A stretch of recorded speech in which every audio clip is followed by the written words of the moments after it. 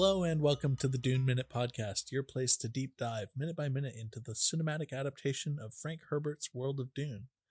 I'm one of your hosts, John. And I'm Zach. And today we are talking about Paul's continuing journey in the box, and we're ending with a discussion about some sand. I feel like this whole movie is a discussion about some sand, if I'm going to be honest with you. There's definitely a sand theme, I guess, going on. There is a little bit of sand in a movie called Dune. Last minute, we ended with the most Inception style boom loud noise ever. Yep. And this episode, this minute here, we're starting with our first time hearing the Dune theme written by Hans Zimmer. The vocals. We've heard the theme. We've heard this. I thought we heard this during the opening credits. Like we heard the music to this. We just didn't hear the vocals. Possibly, probably. Okay. It was so long. I'm sure it was like subtle.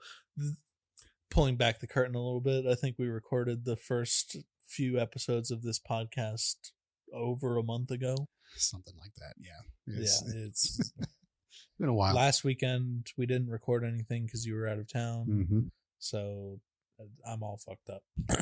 But yes, this is the first time we hear the vocal for the theme, and as you pointed out to me one time, it sounds like Eric Cartman saying "all day cookie dough," and that does not get out of my head now. So fuck you, you piece of shit, Zach.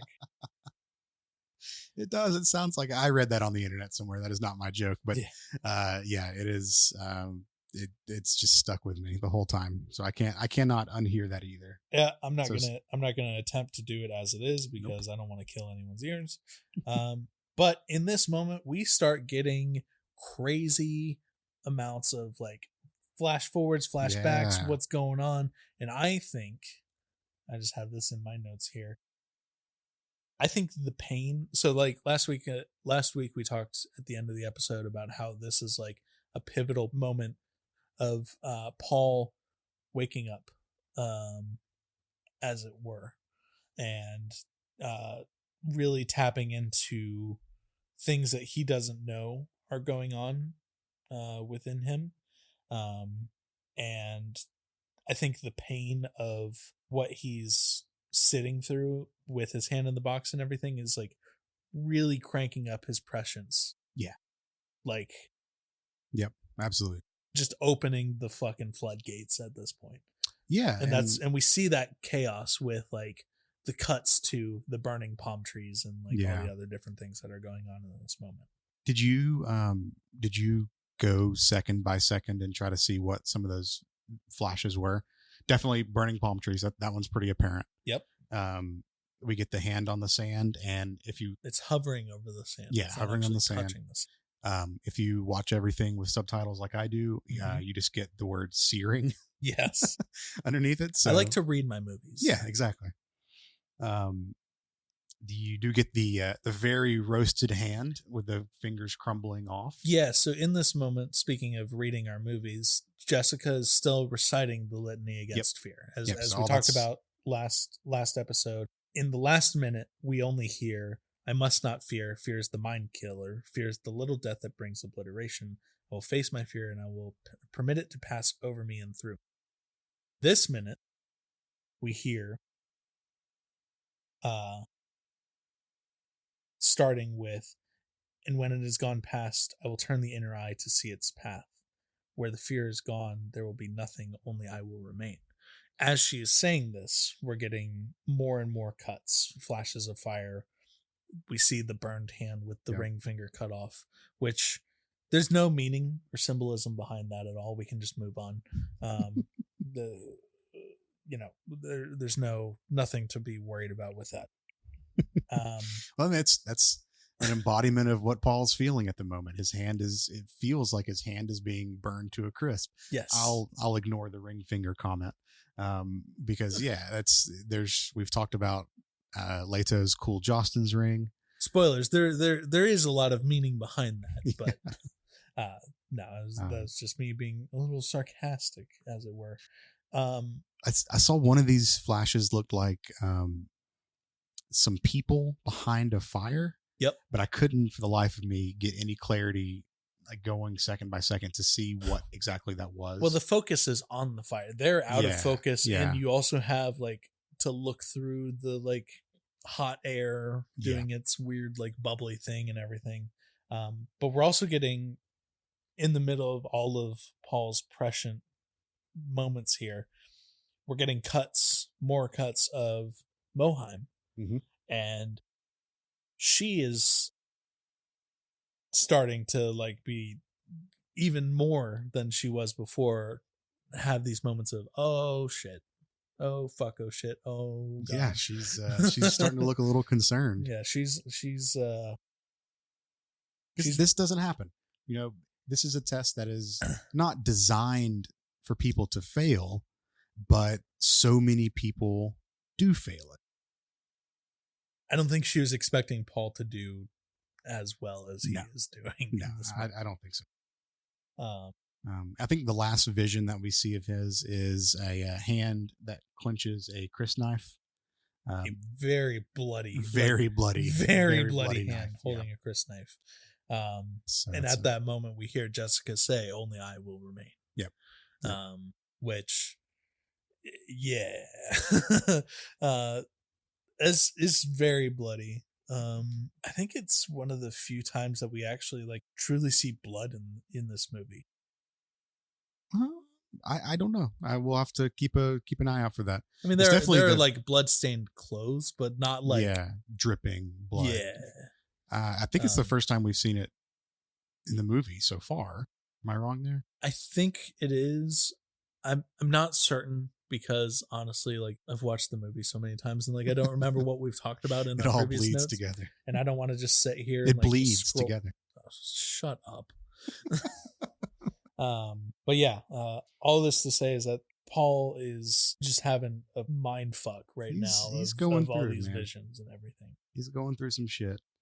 And as soon as Jessica finishes her litany and Paul gazes or intensely stares Moheim down. Oh, with just fury in his eyes. But also Jessica gets that same look on the outside the room. Mm-hmm. She's looking up. She doesn't look like she's stressing out anymore.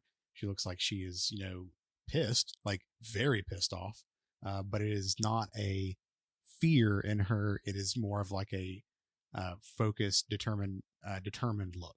No, I think she's also just like genuinely furious with the Bene Gesserit and Gaius Helen Moheim because she knows what her son is going through in this moment. Yeah, I mean, it would stand to reason that she's been through this as well. But yeah, we hear Moheim just say enough. Yep. In a very stern grandmother voice that she has. Yep. I have a note here. Moheim has finally had enough of Paul's bullshit. And we see Paul rest for a moment. Yeah. He's still like shaking and breathing heavily, but he does regain his composure pretty quickly. So before we move too far away from this, I want to talk about what just happened. Yeah. And not to spoil anything that's about to happen, but so yeah, he takes his hand out of the box. Big surprise, hand is fine. It is, but I mean, it looks like he was clenching his fist in a box that was a little too small to hold a fist. I was gonna say the only difference that I noticed was that his knuckles were like a little red. Yeah. In like worn. Yep. But yeah, there's no physical damage. So that led me to a question while I was watching: is this box simply just a mind fuck, or is there physical pain? That is there something that is physically happening to Paul's hand in the box, and then suddenly it just automatically reverts back to normal? So the explanation that we get in the books and in the movie is just what's in the box. It's pain. Okay, cool. Doesn't really go into a lot of like how it works. So I looked it up in the encyclopedia. They do this is again in the section of Bene Gesserit trainings, and in the part where they do give a little bit of or context to the Gom Jabbar, so the poison needle. They do talk about this test. So this box, it works off of nerve induction. is what they say. So if you've ever used a induction cooktop, you know that there's no fire or heating element. It just works like magnets. How do they work? How do they work? Who knows? But so the surface remains cool. It's just heating what is connected to the surface. Gotcha. So I would have to imagine this works in a similar way. There is nothing that is physically, no, I'm not going to say that, because it is physically causing Paul pain.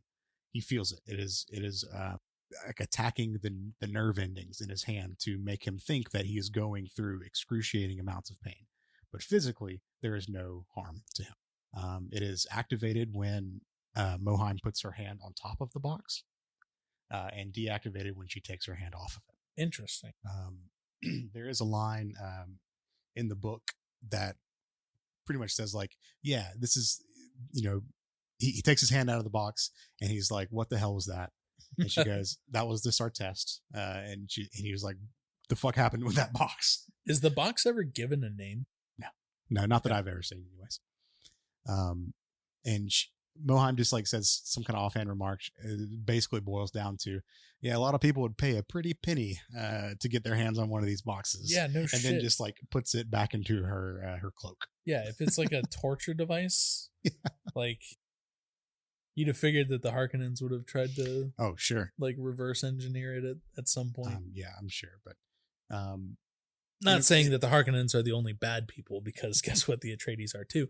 But I feel like the Atreides probably don't just torture for fun. I would think not, but we don't know.